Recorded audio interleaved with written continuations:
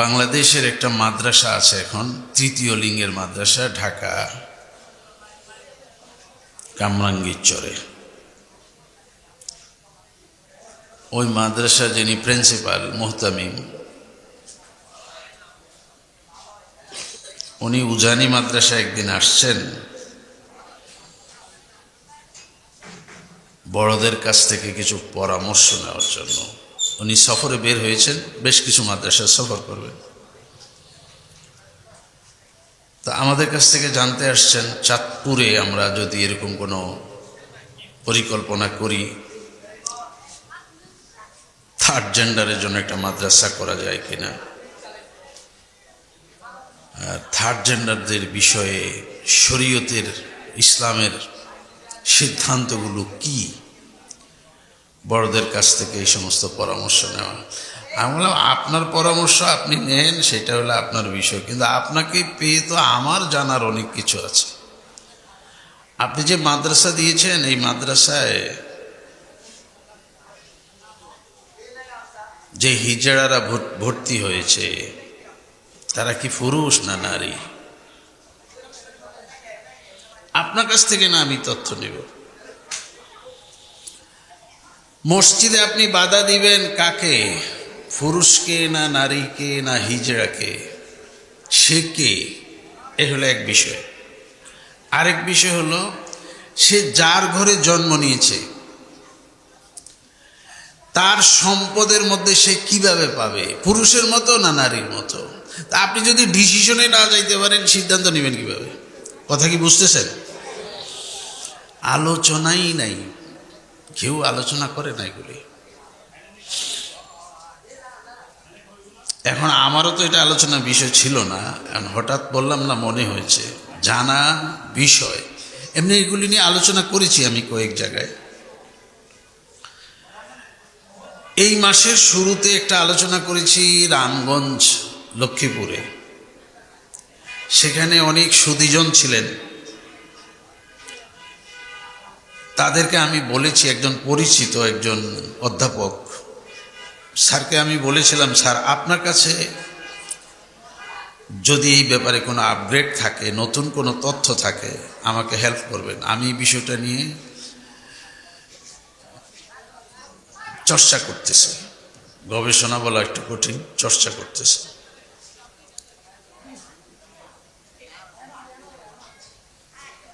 ঢাকাতে একটা বই মেলা হয়েছে, কিতাব মেলা, বাইতুল মোকাররমের উত্তর পূর্ব গেটে। আমি সেখানে গিয়েছি। থার্ড জেন্ডার, আপনাদেরকে বলি, ট্রান্সজেন্ডার একেবারে আলোচনার বাহিরের এক জিনিস। লিঙ্গ রূপান্তর করা একবারে আরেকটা আলোচনা। দুটাকে একসাথে মিলাইয়া নিয়ে আলোচনা করতে গেলে আপনি বড়দের কাছে একটা মারাত্মক ধরা খাবেন, যে আপনি তো কিছু জানেন না, কিসের আলোচনা করেন। থার্ড জেন্ডার কি আর ট্রান্সজেন্ডার কি, এটা কিছুই বুঝেন না, আপনি কিসের আলোচনা করেন?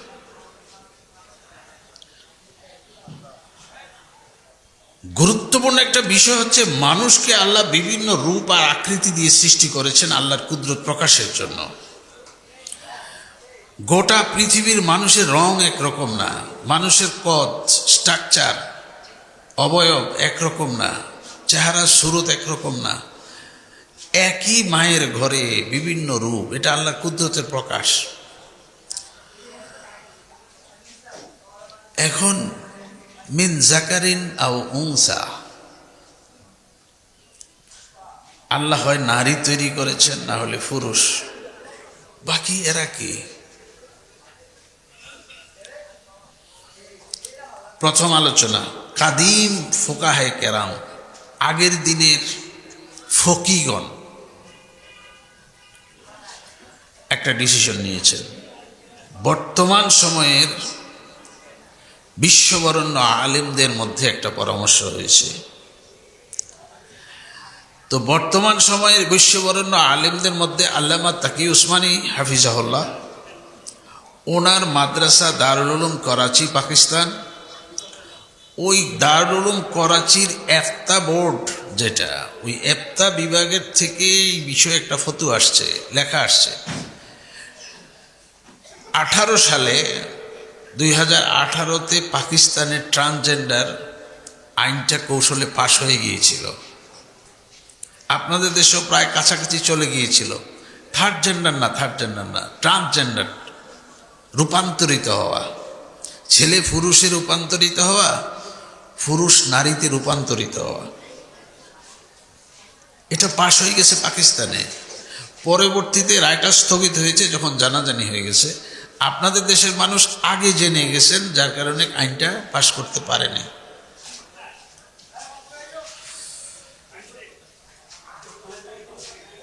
তো ট্রান্সজেন্ডার যেটা, এটা আলোচনার বাইরে থাকুক আপাতত, কিন্তু ভুল বুঝে বসে আছি, থার্ড জেন্ডারকে ট্রান্সজেন্ডার মনে করে বসে আছি। প্রথম আলোচনা, কাদিম আমাদের ফকিদের মধ্যে যারা পুরাণ আগের দিনের, ওনারা একটা বড় সুন্দর ডিসিশন নিয়ে রেখেছেন, মানুষটা হয় পুরুষ না হলে নারী। তো বুঝবো কিভাবে? বুঝার কৌশল কি? কারণ উভয় লিঙ্গধারী থাকে, খোঁজা যারা, হিজড়া যারা, এদের অপূর্ণাঙ্গ। আলোচনাটা এইভাবেই বলতে হবে, আপনারা কিছু মনে করিয়েন না, আলোচনাটা এইভাবেই একটু বলতে হবে। আমরা পুরুষ, আমরা এক জেন্ডার, নারী এক জেন্ডার, কিন্তু হিজড়া উভয় জেন্ডার, সব হিজড়া না। আমি হিজড়াদের সাথে কিছু কথা বলেছি, ওই যে বলেছি থার্ড জেন্ডার এক মাদ্রাসা আছে, ওই মাদ্রাসার প্রিন্সিপাল সাহেব হুজুরের সাথে কথা বলেছি। আমি হুজুরকে জিজ্ঞাসা করেছিলাম, আমাদের দেশে রাস্তাঘাটে যে হিজড়াদেরকে দেখা যায়, এরা কি নারী? হুজুর বলেছেন না, এরা তো 50-50, অর্ধেক পুরুষ অর্ধেক নারী। আমি বললাম, তো একজন পুরুষ তো দেখি না। ওইটা তো হলো এই দেশের একটা সংস্কৃতি, যে এই দেশে যদি এরা পুরুষের পোশাক পরিধান করে রাস্তাঘাটে বের হয় আর টাকা চায়, কেউ টাকা দিবে না। এই জন্য এরা নারীর পোশাক পরিধান করে রাস্তায় বের হয়, মানুষ লজ্জা শরম থেকে বাঁচার জন্য কিছু দিয়ে সরে যায়। এরা যদি শার্ট গায়ে দিয়ে, লুঙ্গি পরে, জামা গায়ে দিয়ে এটা টাকা চায়, এদেরকে তো কেউ টাকা দিবে না। কথা কি বুঝতেছেন? ইচ্ছা করে এরা নারীর পোশাক পরিধান করে হাঁটে, আসলে এরা পুরুষ। আপনারা দেখবেন অনেকে শেভ করে, আছে না? কিন্তু পোশাক পরে আছে নারীর।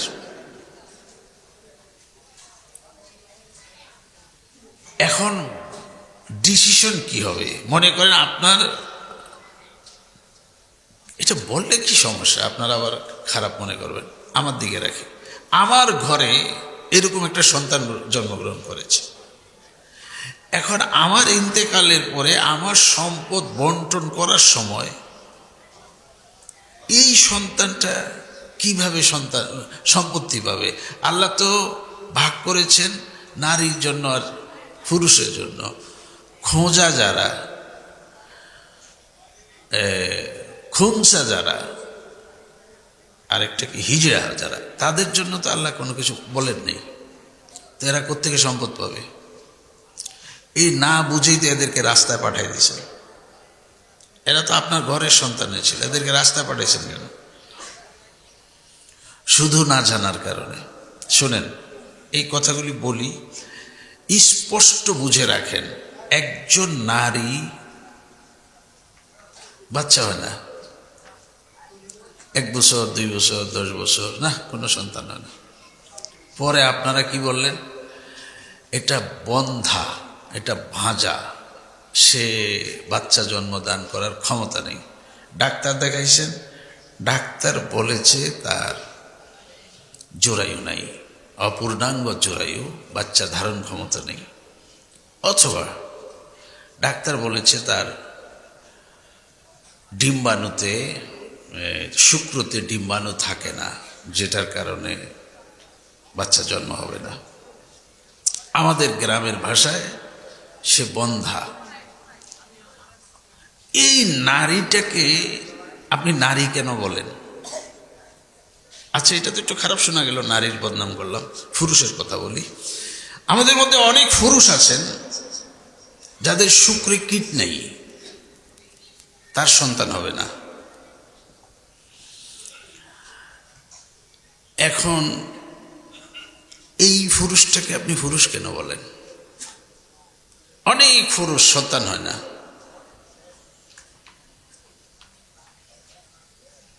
এর পুরুষ কেন বলেন? এর নাম হবে অপূর্ণাঙ্গ পুরুষ, এর নাম হবে অপূর্ণাঙ্গ নারী।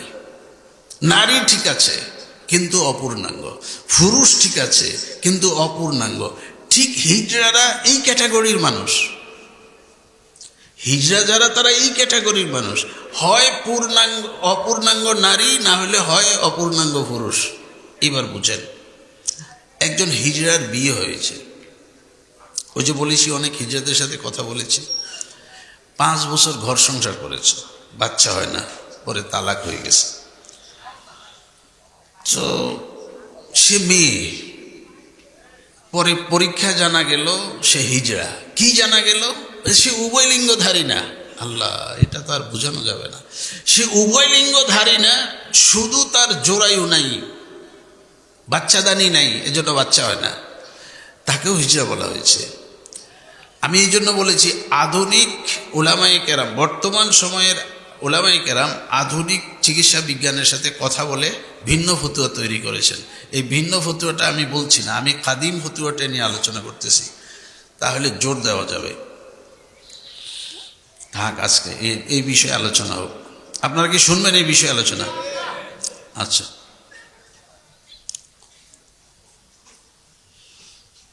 আবার বলি, এটা দাসগা, এটা ক্লাস, এটা মাদ্রাসা, এখান থেকে এই আলোচনা যাওয়া দরকার।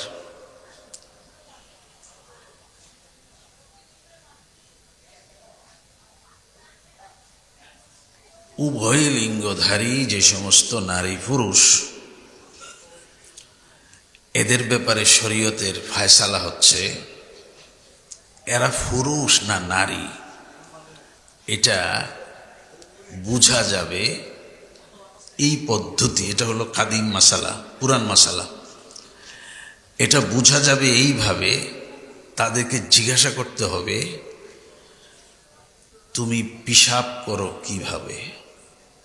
আল্লাহর হস্তে আগে বলেছি কথা, মাসালা এইভাবে বলতে হবে আপনাকে।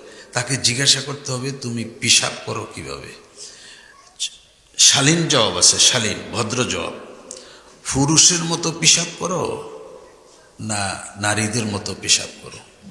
সে যদি বলে সে উভয় লিঙ্গধারী, এই জন্য হিজড়া, সে বলবে আমি পুরুষের মতো পেশাব করি, তাহলে শরীয়তের ফয়সালা হচ্ছে সে পুরুষ। কথা কি বুঝতেছেন? শরীয়তের ফয়সালা কি? সে পুরুষ। যদি বলে আমি নারীর মতো পেশাব করি, তাহলে বলবে সে নারী। এখন সম্পদ বন্টন হবে এই কথার উপরে, সে পুরুষ না নারী। তৃতীয় কোনো লিঙ্গ আল্লাহ বানান নাই। একটা লিঙ্গ পুরুষ, একটা লিঙ্গ নারী, দুই লিঙ্গেই কেউ হয়তো অপূর্ণাঙ্গ, কেউ হয়তো অপূর্ণাঙ্গ, এতটুকুই পার্থক্য, কিন্তু তৃতীয় কিছু বলতে নাই শরীয়তে। এই কথাটা আমাদের সমাজে একদম আলোচনা নাই, যার কারণে এরা রাস্তায় চলে গেছে। এখন যে পুরুষ সে মসজিদে নামাজ পড়বে, যে নারী সে ঘরে থাকবে, ফয়সালা তো শেষ। এখন আপনি আর আমি কেন পারলাম না এটা করতে? আমরা করতে পারলাম না। এদের এই ডিসিশনটা নিতে আবার একটু সময় লাগবে। সময়টা হচ্ছে এরা প্রাপ্ত বয়স্ক আর বয়স্কা না হলে এই ডিসিশনে পৌঁছানো একটু দুষ্কর। শোনেন, এই বলেছি না এগুলি বলার জিনিস, তারপরও সুন্দর করে বলি। একটা ছেলে বিয়ে হচ্ছে না, বিয়ে একজন স্মার্ট সুন্দর হাফিজ, তো তার আত্মীয় স্বজনের মধ্যেই বিয়ের কথা হচ্ছে, কিন্তু তার স্মার্টনেস, তার সৌন্দর্য দেখে সবাই বিয়ে দিতে চায়।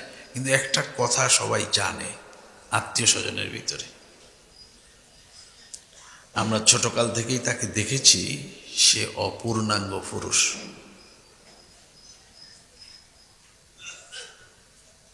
ছোটোকালে দেখেছে, সবাই তো দেখে, ছোটোকালে তো সব কাপড় চোপড় থাকে না শরীরে, সবাই সবাইটা জানে।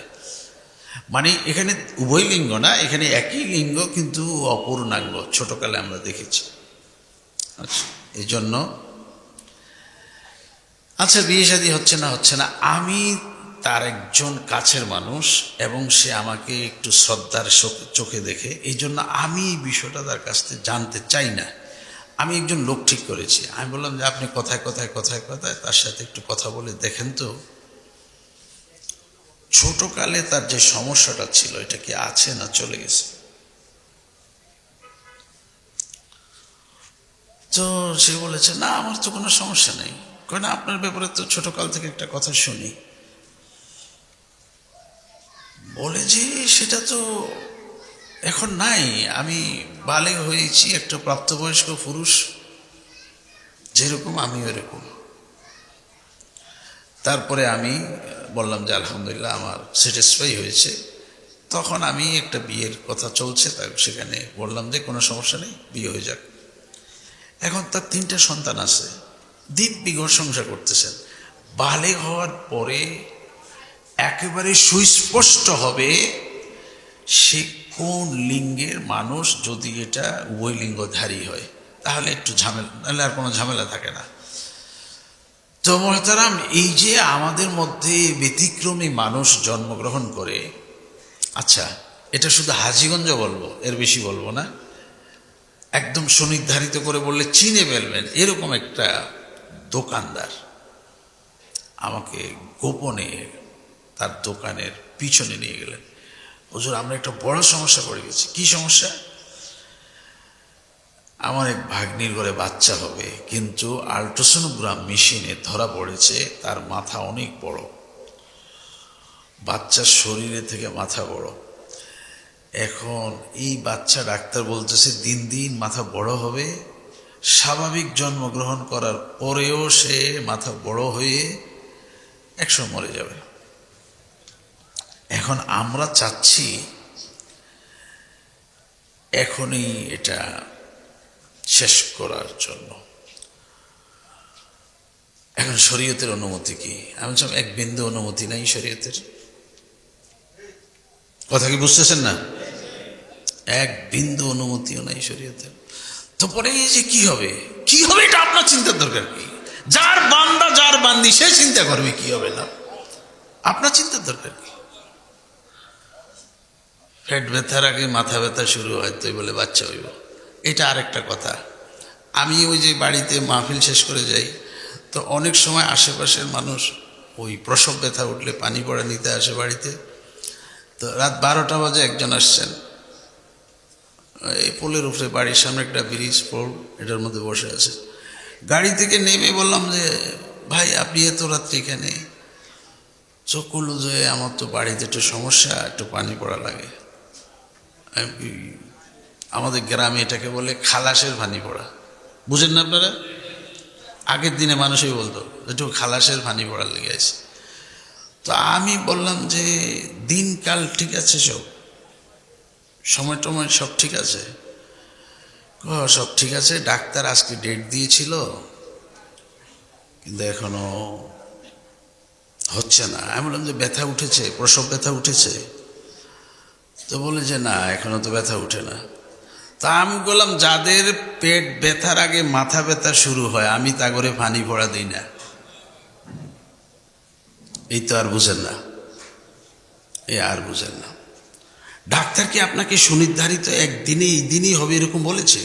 এটা সম্ভাবনার কথাই না বলেছে যে এই দিন থেকে নিয়ে 1 সপ্তাহের ভিতরে হয়ে যেতে পারে। কিন্তু আপনি অস্থির হয়ে গেলেন কেন? অস্থির হয়ে গেলেন কেন? ইউরোপের কালচার আপনি অনুসরণ করেন, কিন্তু ইউরোপে দেখেন সিজার অপারেশন নাই। সিজার অপারেশন ইউরোপে নাই, আপনার দেশে আছে। কেন আছে? এই কেন বললে এখন রাগ হবে না আপনি, আপনার ঘরের মানুষ রাগ হয়ে যাবে, আমাদের দেশে ডাক্তার সবে রাগ হয়ে যাবে। এই কেনটা যদি বলি সবে রাগ করবেন। কেন সিজার লাগে? কেন লাগে? আচ্ছা এই শুধু একটু বলি, করোনার যে 7-8 মাস আপনারা বাংলাদেশে ছিলেন, এই 7-8 মাসে এই দেশে কোনো বাচ্চা হয়েছে না হয় নাই? এরা কি সিজারে হয়েছে না নর্মাল? কেন কেন নর্মাল? ওই হাসপাতালে কেউ কাউরে ধরে না, হাসপাতাল বন্ধ, তখন প্রত্যেকের ঘরে ঘরে বাচ্চা হয়, নর্মাল ডেলিভারি। তাইলে করোনার সিজনে সিজার লাগে না, এখন কেন আবার লাগে, আগে কেন লাগে? এটি শুধু আমাদের পাগলামি, আর কিচ্ছু না, শুধু মানুষের পাগলামি। আচ্ছা, ওই লোকটাকে আমি বলেছি ভাই এটা পারবেন না, জন্মগ্রহণ করুক, এরপরে আল্লাহ, এরকমও তো হইতে পারে জন্মের পরে আবার দুনিয়াতে আসার পরে তার মাথাটা ছোট হয়ে যেতে পারে, এখন বড় হয়ে গেছে।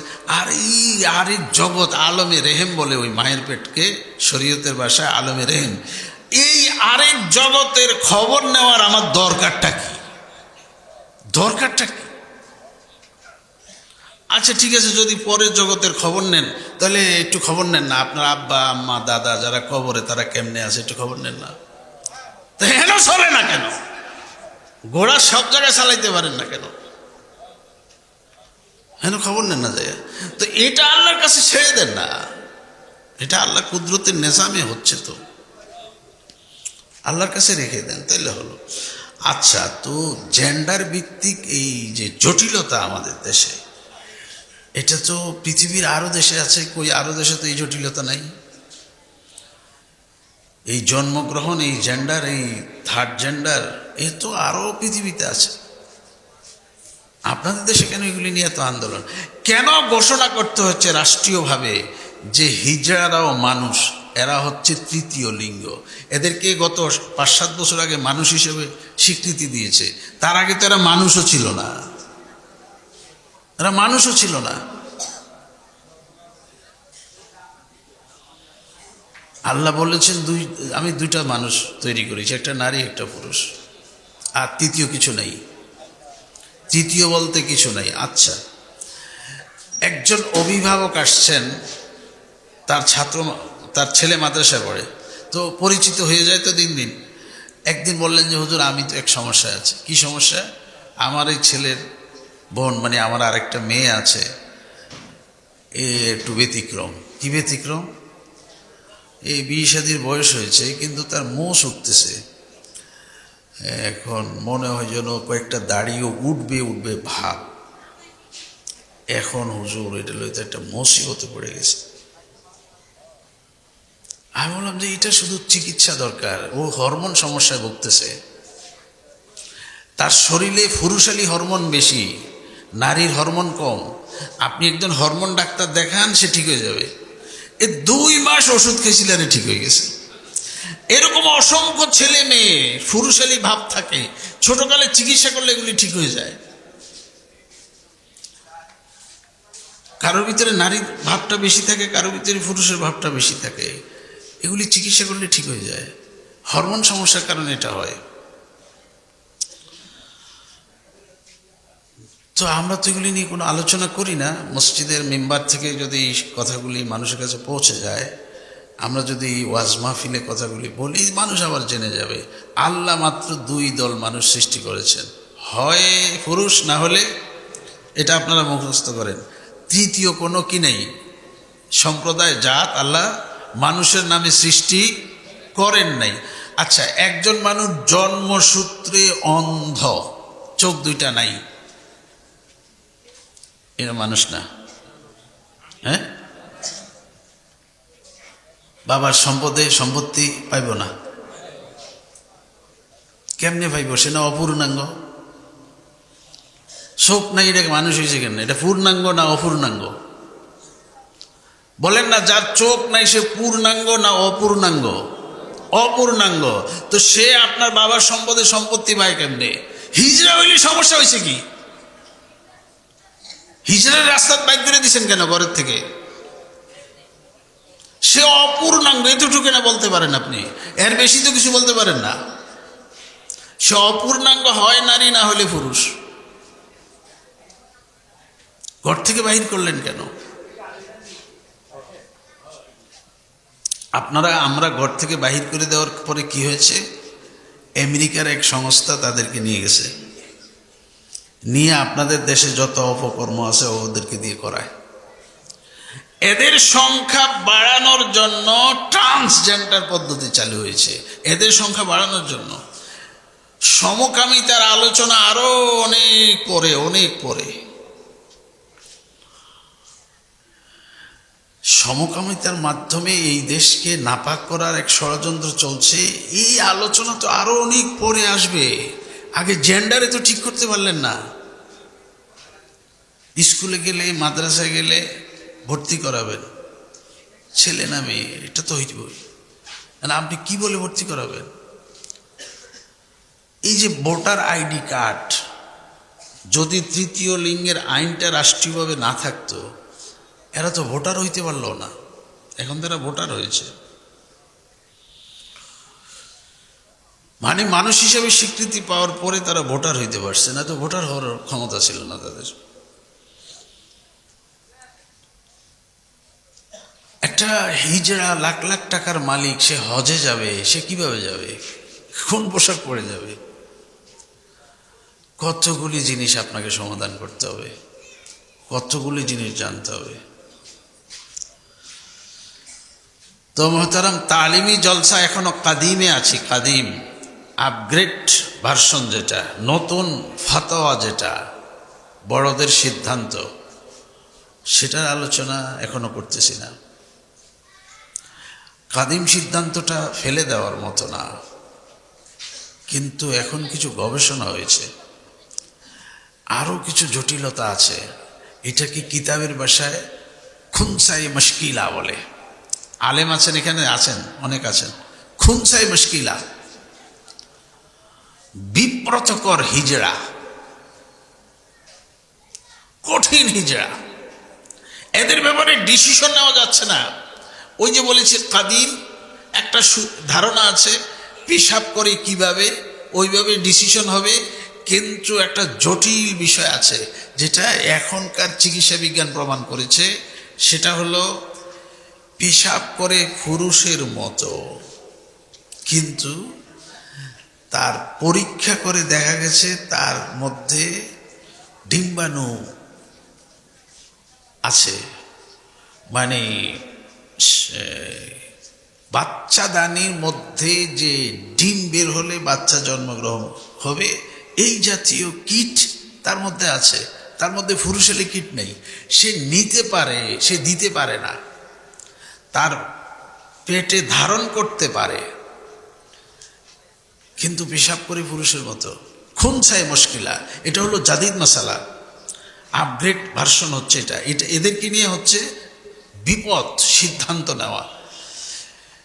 এই মানুষগুলির ব্যাপারেও উলামায়ে কেরাম চিন্তা করেছেন, এই মানুষগুলির ব্যাপারেও কি সিদ্ধান্ত শরীয়তের, এদেরকে নিয়েও ফাতোয়া লিখেছেন, কিতাব লিখেছেন দারুল উলুম করাচি থেকে। আমি সেটা সংগ্রহ করেছি।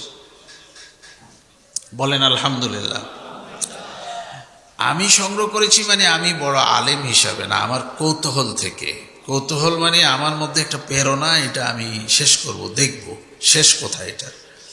আলহামদুলিল্লাহ, সেই কাদিম মাসালাই এখনো আপগ্রেড, যে অসংখ্য হিজড়া এরকম পাওয়া গেছে নতুন করে। এরা স্ট্রাকচার, তাদের দেহ, তাদের অবয়ব নারীর মতো, কিন্তু আসলে এরা পুরুষ। চিন্তাগত দিক থেকে এবং শারীরিক রক্তের গ্রুপ পরীক্ষা করে দেখা যায় এদের মধ্যে পুরুষালী হরমোন সব, নারীর কোনো হরমোন নেই। এইখানে এসে কি করবে? এখানে এসে কি ফাতোয়া দিবে? সম্পদের বন্টন কিভাবে? এখানে এসেও বর্তমান সময়ের উলামায়ে কেরাম সিদ্ধান্ত নিয়েছেন যে এদের একটা ছোট্ট অপারেশন দরকার হবে। অপারেশনটা করার পরে যাদের মধ্যে পুরুষালী হরমোন বেশি তারা পুরুষ হয়ে যাবে, যাদের মধ্যে নারীর হরমোন বেশি তারা নারী হয়ে যাবে। ওই অপারেশনটা করা তার জন্য ফরজ বলেছে। ফরজ কি আসেন কই? এই অপারেশন করে তার জন্য ফরজ বলেছে। আপনারা তো সুস্থ মানুষ ট্রান্স হচ্ছেন, সুস্থ মানুষ, এটা নিয়ে না আমাদের প্রতিবাদ। একটা পুরুষ মনে মনে ভাবে আমি নারী হলে ভালো হতো, আমি নারীর মতো হয়ে যাব, সে ব্র্যাক ইউনিভার্সিটি যেখান থেকে মগজ দোলাই করেছে এই বিষয়ে, সেই ইউনিভার্সিটি সেই চিন্তা চেতনার মানুষের কাছে গিয়ে বলে আমি তো নারী হয়ে যাব, আমি পুরুষ থাকবো না। তখন তাকে দীর্ঘ সময় তার মন মানসিকতা পরিবর্তন করে একটা অপারেশন করে। এই অপারেশন হারাম না জায়েজ? শুধু এটা না, শুধু এটা না, এই যে ব্রু ফ্লাক করবে নারী, যে মাথার চোখের উপরে যে ব্রু, এটা চিকন চিকন করে অনেক নারীরা রাখে, একদম দুই দিক থেকে কমায়া শরীয়ত বলেছে হারাম। রূপান্তর হওয়া যাবে না, আল্লাহ যেভাবে সৃষ্টি করেছে সেভাবে থাকতে হবে, রূপান্তর করা যাবে না। এই তো অন্ত ঝামেলাত পড়ে গেছে একটা বলতে দেয়া, তারপর বলে ফেলি, বলেছি মাদ্রাসার সমস্যা নেই। এই যে নাক ফোড়ানি কান ফোড়ানি আছে না একটা মহিলাদের মধ্যে, এটা অঙ্গছেদন হচ্ছে কিন্তু, মানে কানের মধ্যে একটা ছিদ্র করে, নাকের মধ্যে একটা ছিদ্র করে, এটা করে কেন জিজ্ঞাসা করবেন, জিজ্ঞাসা করবেন মানে জানেনই তো, বলবে যে এখানে আমরা অলংকার দিব, তো অলংকার দিলে কি হবে, তাকে দেখতে আরো সুন্দর দেখা যাবে। তখন শরীয়ত বলেছে যদি দেখতে সুন্দর হয় এই ছেদনের দ্বারা, তাহলে এটা নাজায়েজ, না হলে তো এটা হারাম, নাহলে এটা হারাম নাজায়েজ। কেন নাক ফোড়াবে তুমি, কেন আল্লাহর কুদরতের উপরে হাত দিবা, কেন ছিদ্র করবা? বলে যে এটাতে একটা ফুল পড়বে, তো এটা সুন্দর করে আটকায় থাকার জন্য, তাহলে তো জায়েজ, সমস্যা নেই। সৌন্দর্য বৃদ্ধির জন্য নারী এটা করতে পারবে, এই অনুমতি দিয়েছে। আচ্ছা, পুরুষের পোশাক নারী পরতে পারবে না, নারীর পোশাক পুরুষ পরতে পারবে না, হারাম। পোশাক মানে কি, কালার পর্যন্ত নিষেধ। পোশাক তো হলে যেমন সাধারণত জামা পুরুষের গায়ে দেয়, শার্ট পুরুষের গায়ে দেয়, কোনো মেয়ে শার্ট পরতে পারবে না, কোনো মেয়ে পুরুষের জামা গায়ে দিতে পারবে না, নিষেধ। আপনি পুরুষ, আপনি থ্রি পিস পরতে পারবেন না, আপনি শাড়ি পরতে পারবেন না, নিষেধ। এখন যে শুরু হয়েছে তো আলোচনা করেন না, দেখে না শুরু হয়েছে। আলহামদুলিল্লাহ, এই দেশে এখনো মানুষ ইসলামের প্রতি শ্রদ্ধাশীল, মানুষকে এখনো যদি বোঝানো যায়, বলা যায়, মানুষ এখনো পালন করে। তা আমরা তো বলি না। ওই আমি যে এটা ওয়াজের কথা বলি, আমি যখন প্রথম ওয়াজ করব, মানে আমার আব্বা উজানির পেশা হুজুর রহমতুল্লাহ আলাইহি, উনি আমাকে বলছেন যে তোমাকে রাজারগাঁও কওমি মাদ্রাসা যাইতে কইছে এরা। তা আমি বলছি, তা আমি তো এখনো মাইকে বসি না, ওয়াজ করি না, ওটা তো আর আমি জানি না, এরা যাইতে কইছে, তোমার সিদ্ধান্ত তুমি নাও। তা আমি একজন প্রথিত যশা আলেম, আমার আপনজন, এরকম একজনকে জিজ্ঞাসা করলাম যে ওয়াজ করে কেমনে? হুজুর যে আমারে কয় ওয়াজও যাইতাম, ওয়াজ কি? তো উনি আমারে পরামর্শ দিছেন যে ওয়াজ মানে হলো তুমি মাইকের সামনে বসে ওজুর ফরজ কয়টা, ওজুর সুন্নত কয়টা, নামাজের ফরজ কয়টা, নামাজের সুন্নত কয়টা, এই কথাগুলি বলাকে ওয়াজ বলে। আমি তো এত সহজ জিনিস, হয়তো সহজ জিনিস। দেখছেন, আমাকে যদি ওখানে মিসগাইড করা হইতো যে ওয়াজ মানে হচ্ছে ইউসুফ জুলেখার কিচ্ছা বলা, তাহলে কিন্তু আমি আরেক দিকে যাইতাম, আমার চিন্তা আরেক দিকে চলে যেত। কিন্তু আমাকে এমন একটা জায়গায় নিয়ে আসা হয়েছে যে ছোট ছোট কথা বলে দেওয়া, এটাকে তো ওয়াজ বলে। তা আলহামদুলিল্লাহ, সেই প্রায় 28 বছর আগে, সেই থেকে এই পর্যন্ত আমি এভাবেই কথা বলে আসতেছি, যেগুলিকে এই সমাজ এখনো ওয়াজ বলে না, তবে বলবে আর কয়েকদিন পরে, আর কয়েকদিন পরে, আর বেশি দিন না। ওই জাগরে আপনারা কিছু একটা বলেছিলেন না, এদের দিন শেষ হয়ে যাবে। আরেকটা দিন আসবে যারা সাদা কথা বলে, সাদা কথা শুনে তাদেরকেই দাওয়াত করবে, একটা দিন আসতেছে।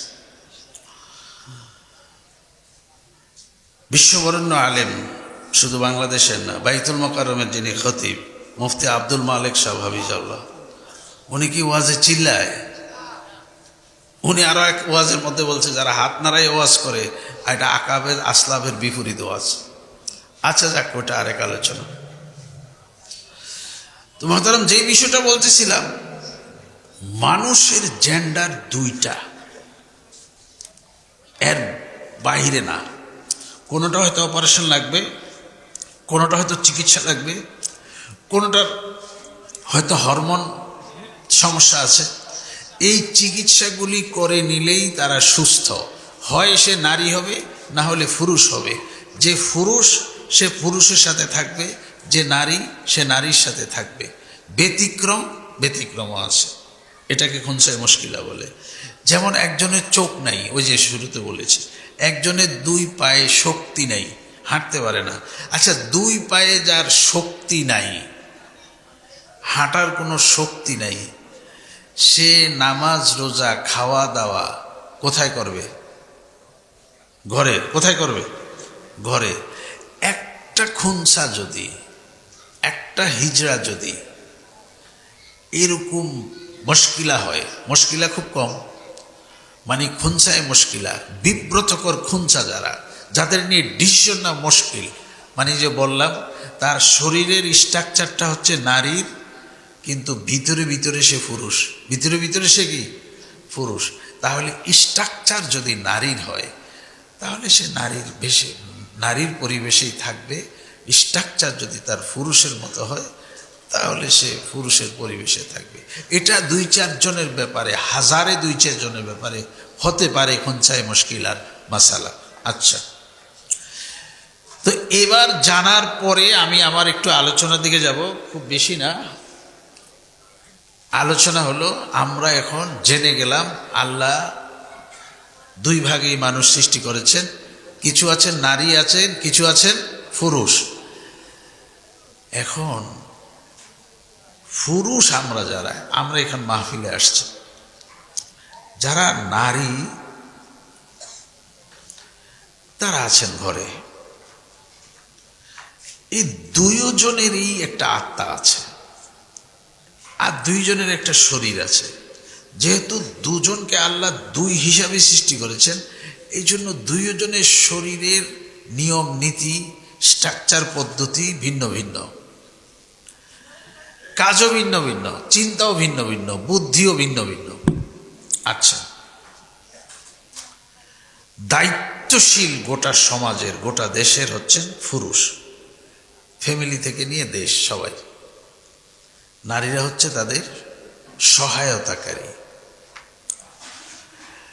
এখন আলোচনা বিষয়টা হচ্ছে, আমার দেহের মধ্যে, নারীর দেহের মধ্যে যে আত্মাটা আছে, এই আত্মাটা আবার একটা একক সত্তা। এটা আবার ভিন্ন জিনিস, কিন্তু স্ট্রাকচার একটু ভিন্ন ভিন্ন। এই আত্মার জগৎ ছিল আলমে আরওয়াহ, রুহের জগৎ। সেই রুহের জগৎ থেকে আমরা পর্যায়ক্রমে চলে আসছি আলমে রেহমে, মায়ের পেটে। মায়ের পেটের জগৎ থেকে, এই যে বুঝেন, এই বুঝার সময় আসছে, মায়ের পেটের জগৎ থেকে চলে আসছি আলমে দুনিয়া।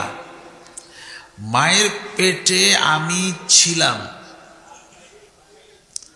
4 থেকে 5 মাস। একটু খেয়াল করে শুনেন, মায়ের পেটে আমি ছিলাম 4 থেকে 5 মাস। আমার শরীর ছিল 9 থেকে 10 মাস। এ কথা কি বুঝছেন? আবার বলি, মায়ের পেটে আমি ছিলাম 4 থেকে 5 মাস। মায়ের পেটে আমার শরীর ছিল 9 থেকে 10 মাস। এবার বলেন বুঝছেন কিনা? জটিল। তো খুনসায় মুশকিলা বুঝবেন কেমনে? খুনসায় মুশকিলা, থার্ড জেন্ডার বুঝবেন কবে? এটাই তো বুঝতেন না এখনো। এটাও তো এক জটিল জিনিস। মায়ের পেটে আমার স্ট্রাকচার যখন তৈরি হয়েছে, আমার শরীর যখন তৈরি হয়েছে, এই তৈরি হতে লেগে গেছে 4 মাস। কয় মাস? তখন কিন্তু আমি ছিলাম না।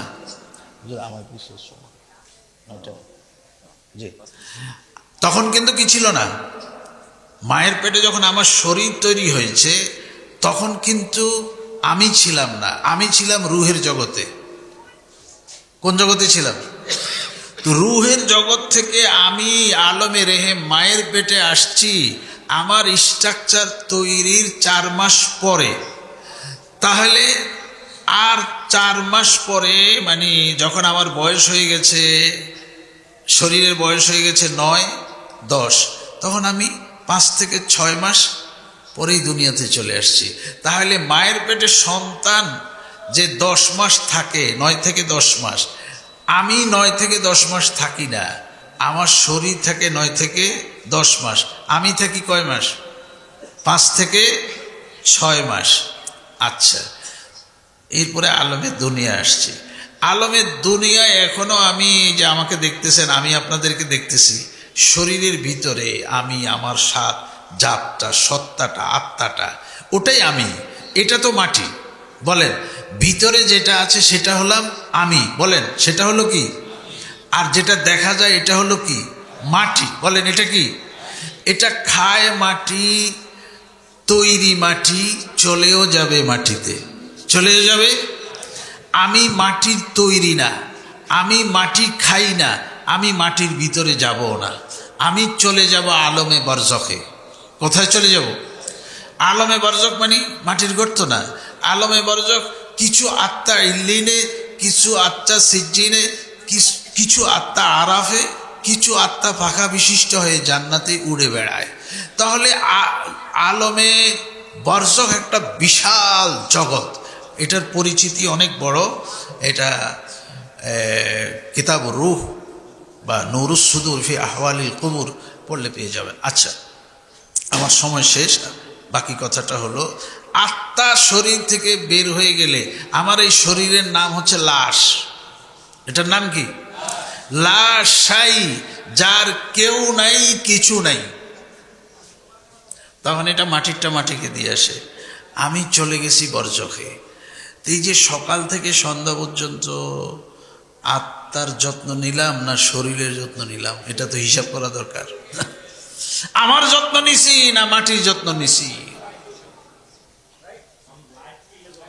এই মাহফিলে আসছেন আত্মার যত্ন কিভাবে নেয় সেটা শিখার জন্য।